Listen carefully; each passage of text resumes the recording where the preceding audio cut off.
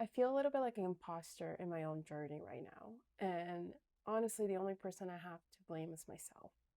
7 weeks into this recom, and when I look at the picture side by side, I'm really not seeing much of a physical change. But here's the thing, instead of me sitting in this disappointment, giving up, just calling it quits and moving on, I'm choosing to do something about it.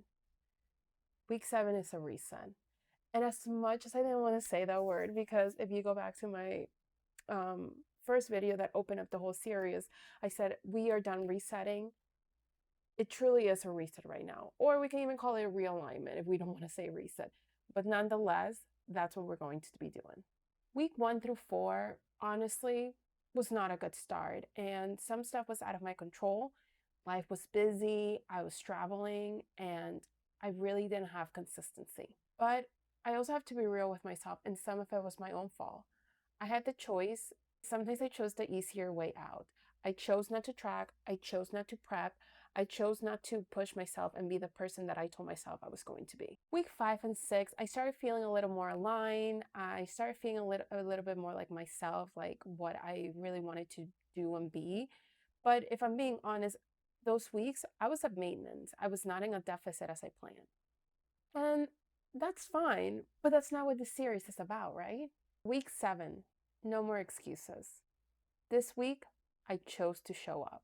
I decided to stop playing small, and I decided to show up as the woman that I knew I wanted to be. There were days that I didn't feel like being the woman that I wanted to be or do the things that that woman would do. But the woman does it anyways. And that's when I got honest with myself, not in a mean way, but more of a clear way. What do I actually want? And am I actually doing what I need to do to get there? Week 7, I decided that the answer is yes. No more excuses, because there will always be excuses. Something in me shifted this week, and I want to explain it to you guys because I'm sure that many of us can relate to this.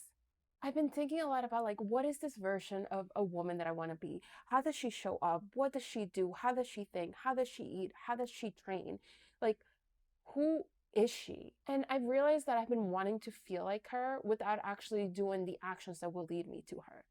You can't feel your way into this. You got to act your way into this. So this week, I decided to stop playing small. I decided to stop making excuses and just go for it and put myself fully into it and see what the results could be. There was like one morning, I think it was like Tuesday, where I was not in any kind of mood. I was tired. I had a full day of commuting. And like you guys know my commute, and like coming back home after that and then going straight to the gym did not sound like a vibe. But I knew that she would do it. I knew that she would keep her word, and I did it. I went either way. I got a great workout, and I felt good after. And not just because physically I'm like doing what I need to do, but because I've kept my own word and I proved to myself, you can do the hard thing and you can do it no matter how many excuses you make up. And that's what this week was about. Not really like the scale, the numbers, but more than anything, like keeping my word to myself. Okay, let's talk about food, because this week nutrition is truly what I locked into the hardest. I started tracking my calories again properly, not just guessing, not just eyeballing, actually logging. And yes, it was tedious at first. It always is when you're getting back into it. But I knew that if I didn't track, I was just hoping. And hope is not a strategy, okay? It's not going to get us concrete results. The big shift was that I was able to plan.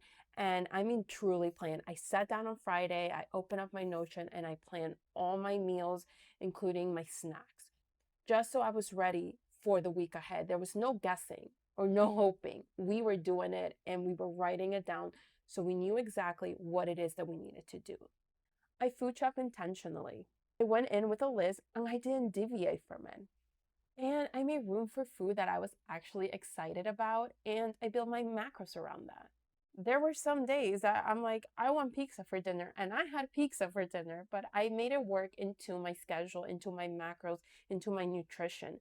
You know, we're all about balance here. I always say that. So it's like you can have it, but all with balance. And that's what I chose to do. I also leaned into my gut health this week. Fermented food, collagen, peptides, which I've been meaning to be more consistent with. I kept my lemon water going every morning. And sleep, I actually prioritize sleep, Which sounds obvious, but as someone with a 9 to 5, a full schedule, and all the things, I really had to be intentional with myself and with my sleep. I had to put a limit on myself and be like, okay, it is time to wind down. We are getting 7 to 2 hours, 7 to 9 hours of sleep today. And I was committed to that. And I tracked it with my Apple Watch. It really helped me see and be accountable for my sleep. Okay, let's talk about training. So my goal was to get 4 days of strength training and then 1 day of cardio. My lower body consisted of 1 day of glutes, quads, and calves, so including hip thrusts, leg press, dumbbell reverse lunges, leg extensions, and then hamstring curls. My other lower body day, it was my glutes, hamstrings, and calves. So some RDLs, some reverse lunges, some Bulgarian split squats, cable kickbacks, and some seated calf raises. And then my other 2 days were upper body. So 1 day was back and biceps, so some dumbbell rows, lat pull down, cable rows, cable face pull, which to me was brand new. I really haven't done this much, so that was very comfortable and a little awkward for me. My second upper body was shoulders, triceps, and abs. So I did some seated dumbbell shoulder presses, some cable lateral raises, which like challenged and killed me. I was like, I literally didn't even have weight, and I was like, this is hard. And I also did some rear delt flies, cable tricep push downs with a rope. I did a 12-3-30, which I absolutely love a 12-3-30. It is such a good cardio for you, and it's like a good zone 2, I think is what it is, and that's when you usually burn the most fat. If you haven't heard of the 12-3-30, basically it's 30 minutes on the treadmill at an incline of 12 at a speed of 3 miles per hour.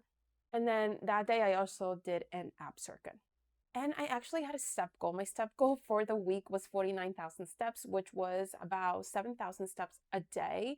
I made it for the week because there are some days that I'm just more stagnant and I'm like, it's not going to work for me.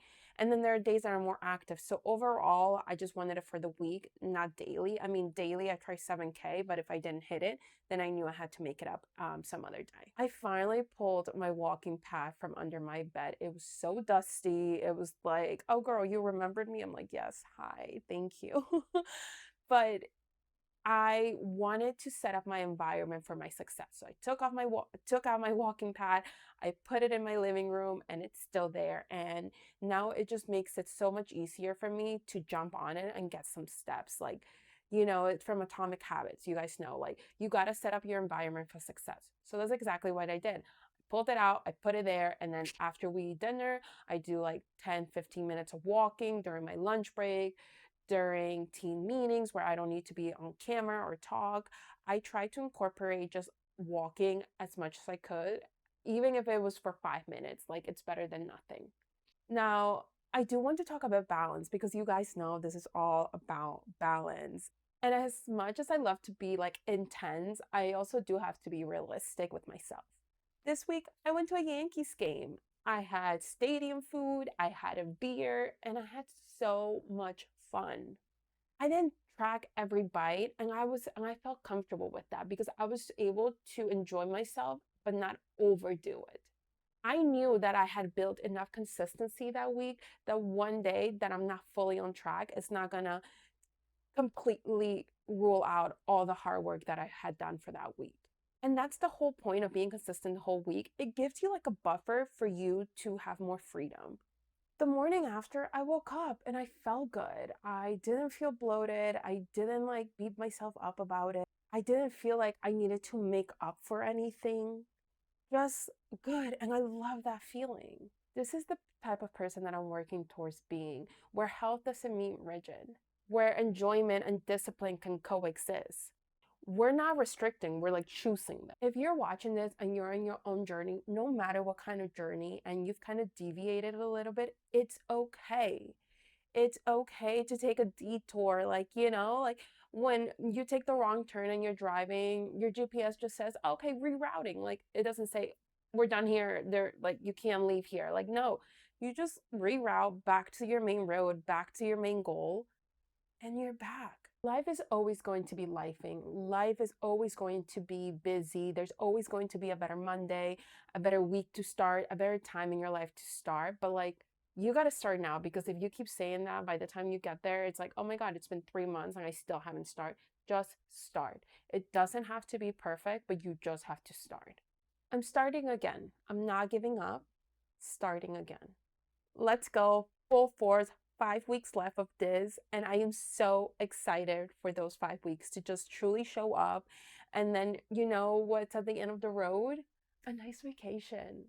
Like, that really makes me want to just keep going. Like, I know in 5 weeks, I'm going to be in Arizona and like loving every part of it. Okay, end of week 7, let's go ahead and look at my numbers, and my laptop's here. But before I give you any of the numbers, I do want to say, like, I feel the most aligned that I have felt throughout this whole journey. And it's not because the number shifted, it's not because of anything, it's truly because of me and just doing the things that make me feel good. So for my body weight, I am at 148.2. So I'm down 3.9 pounds. My body fat is at 27.4. So I'm down 0.9%. And then my muscle mass, I am at 101 point, no, just 101. So I am down 1.4 pounds. I'm done with muscle mass, like pissing me off. We're gonna keep on going. We got 5 more weeks. Let's see what we can do. If you want to follow along for these last 5 weeks, make sure that you subscribe, and I'll see you next week.